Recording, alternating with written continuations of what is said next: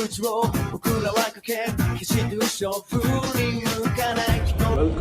the academic battlefield, where those who are prepared will prosper and those who have not will fail.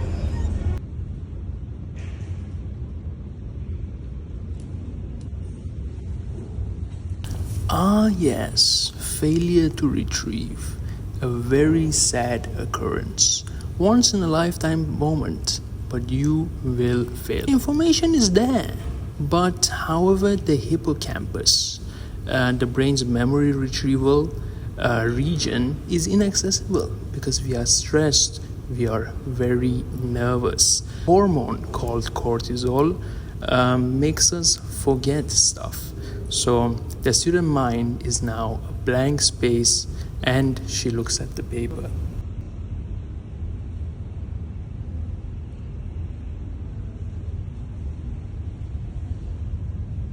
But not all is lost. Some have perfected the art of calming the nervous system. Controlled breathing, slow inhales and longer exhales can lower cortisol levels and restore cognitive function. Others prime their minds with self-testing before an exam, reinforcing neural pathways for better recall.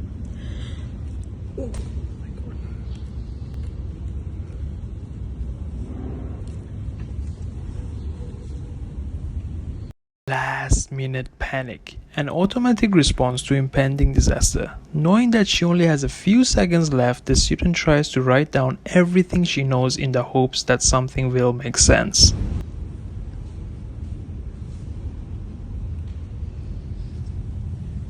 Ah, yes, the notorious cheater's gambit. Some will turn to less honorable measures. Takes precedence over morality. Unfortunately, she is betrayed by selective attention. The invigilator is observing.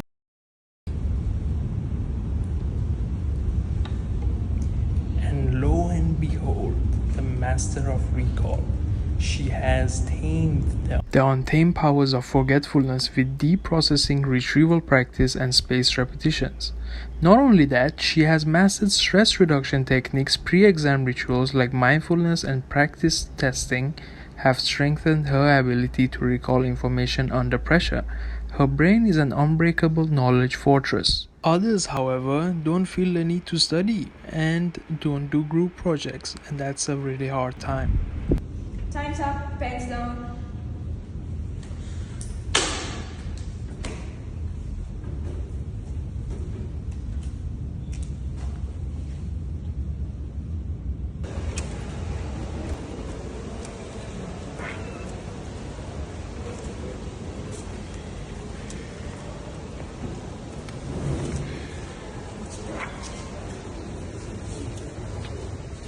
So another test is over. Some have succeeded, there are others who have fallen. One thing is certain though, they will all reappear on this battlefield again.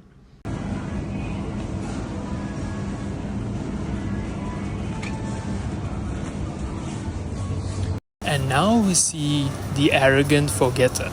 The being that thinks they can store memory in their working memory all the time. But science isn't always that kind, and arrogance is very fatal.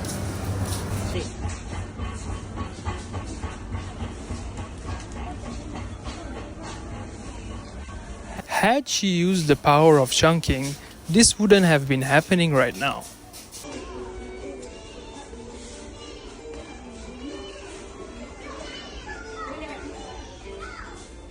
The strategic mind is at work. Our subject is using chunking to prevent memory loss, and that is very important to remember. 2, 3.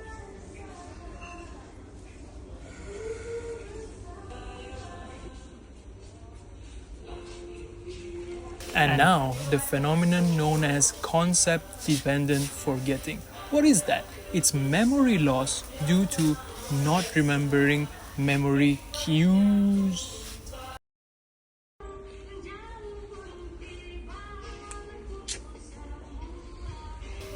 The power of external memory aids.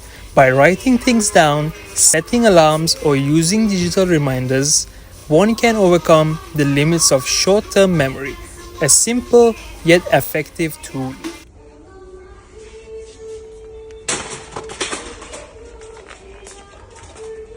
Thus, the conflict still goes on. The fight for memory is never ending. Survival is achievable with the correct tactics. Maybe there is yet hope for those students.